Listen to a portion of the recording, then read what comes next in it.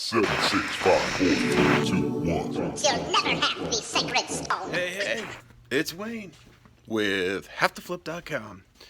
It's Friday early, about 6 o'clock. We got to come in and we got to pull all the orders. I work my part-time job Friday, Saturday, Sunday. So I got 4 orders. We're going to pull them, get them ready, and really end up calling it a day. It's been really cool. I had a shout out for my channel, and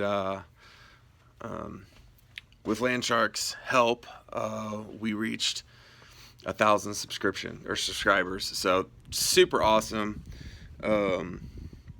Super pumped about that. Very cool.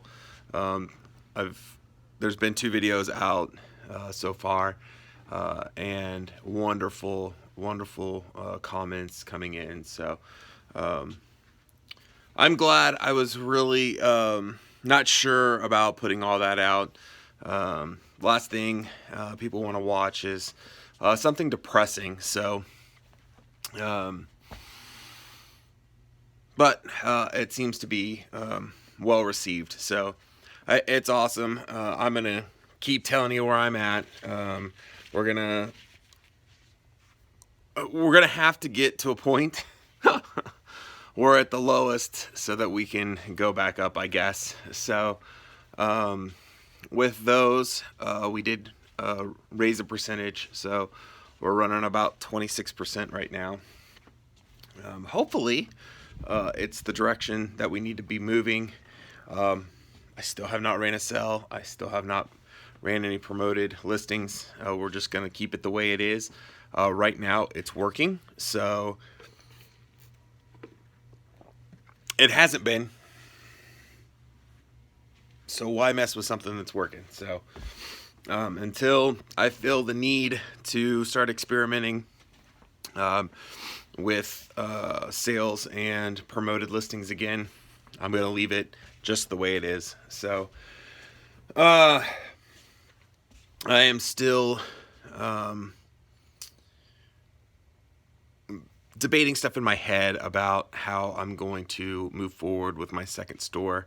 I have been watching some of my old videos just to kind of see where I was 1 year ago, this time of year, 2 years ago, this time of year. It's absolutely wonderful to have this, to be able to go back and actually look to see where I was, what my mental state was, how things were going, and to be able to see progressions or what I was doing at the time, or some of the items and stuff that was working, or what I was doing different that I should still be doing that I had forgotten. So the whole reason why I had started this whole channel to begin with was so that I could document what I was doing and that I could refer back to as a catalog. And it's awesome. So every year at this time, I was complaining about my second store. So my second store has never really done what it needed to do ever. So I don't know exactly the difference between one store and the other store. I fill both of them up with similar items. The only difference is one store is one category. It's all women's clothing. That's it. I don't have any men's, no kids, no hard goods, no nothing. It is strictly just women's clothes. And I did that for a reason. I wanted to make sure that anything that I did as a test or anything like that was a single category, and I wasn't skewed because I had hard goods or something in there and have to figure out what was what. So it's always struggled. And the funny thing is, I was watching another YouTuber yesterday, and he was talking about his second store and how bad it was struggling. So, absolutely hilarious. Is it good to have two stores? I don't know. Price-wise, it is, because I got 2,000 items out there, and it's only costing me, what, $120 a month? But I would either have to pay for that extra 1,000, so I would be paying $160. Is that right? $160 if I had one store, or I'd have to up it to the 10,000 items, which I think is $3.99 a month. So I'm still saving money by the way I'm doing it. It's now, if I increase much more, I don't think I'll be saving any money, because I'll either have to, again, spend more money on one of the stores, store one, and go over that limit so that I can get them all on there. But I don't think that's my goal anymore. I don't mind having all of this. I know a lot of the comments say that I'm just trying to fill up my warehouse.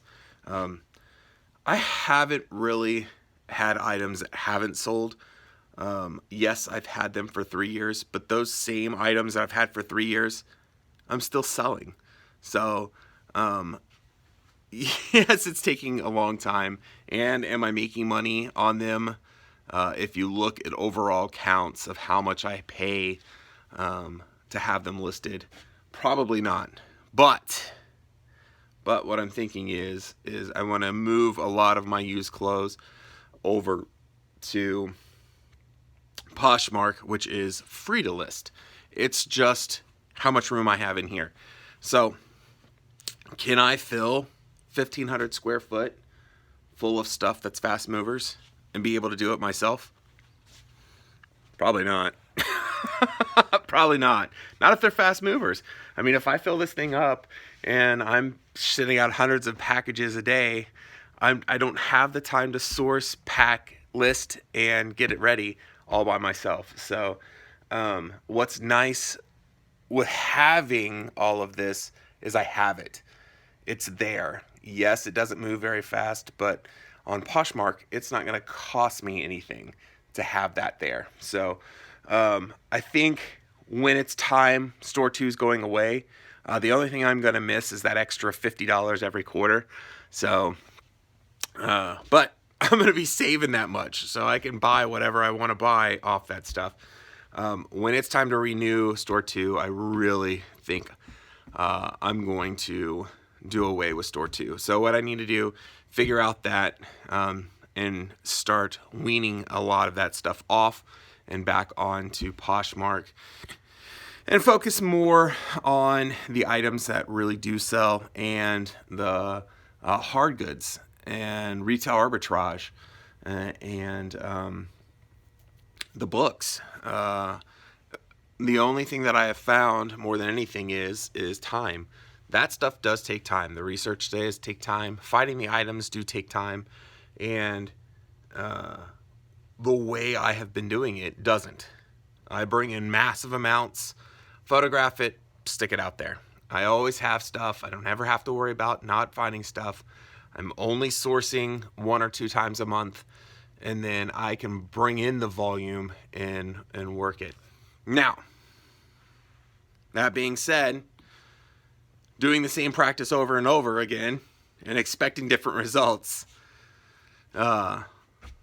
is a definition of insanity. So, yes, I understand it's not working to an extent. My problem is I need to add something on top.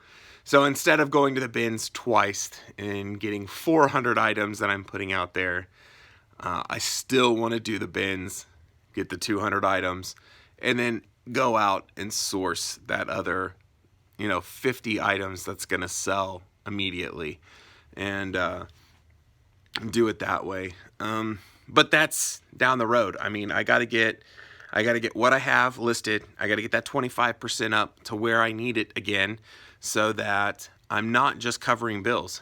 That's what's happened. We're at 26%. We were at 38. I got a job. So the question is, did the job help in the suffering of my eBay business? Did that extra time, that 30 hours a week or 20 to 30 hours a week, cut so much into my eBay that